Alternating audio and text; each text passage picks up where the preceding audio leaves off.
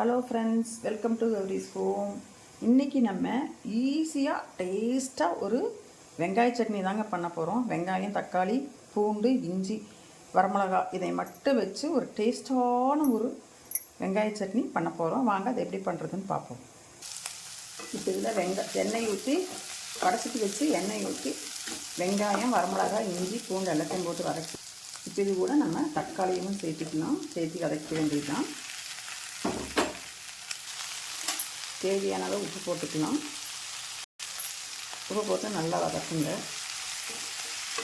நல்லா வதங்கட்டும்.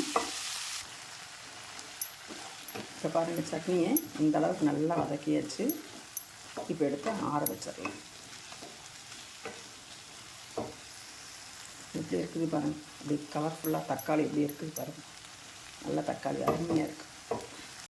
இப்போ இந்த சட்னிக்கு வதக்கி வச்சதெல்லாம் ஆறிடுச்சு. இதை எடுத்து இப்போ நம்ம அரைச்சிடலாம். இப்போ வடைச்சட்டி வச்சு நல்லெண்ணெய் ஊற்றிருக்கிறேன். கடுகு போடுறேன். உளுந்தம்பருப்பு, கடலைப்பருப்பு போட்டுக்கோங்க.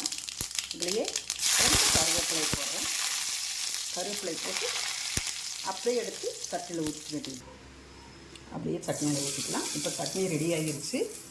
இந்த மாதிரி நீங்களும் செஞ்சு பாருங்கள். செஞ்சு பார்த்துட்டு எப்படி இருக்குதுன்னு சொல்லுங்கள். நல்லா டேஸ்ட்டாக இருக்கும். இன்னும் 2 இட்லி எச்சாவே சாப்பிட்லாம். செம டேஸ்டிங்காக இருக்கும். எப்படி இருக்குதுன்னு சொல்லுங்கள்.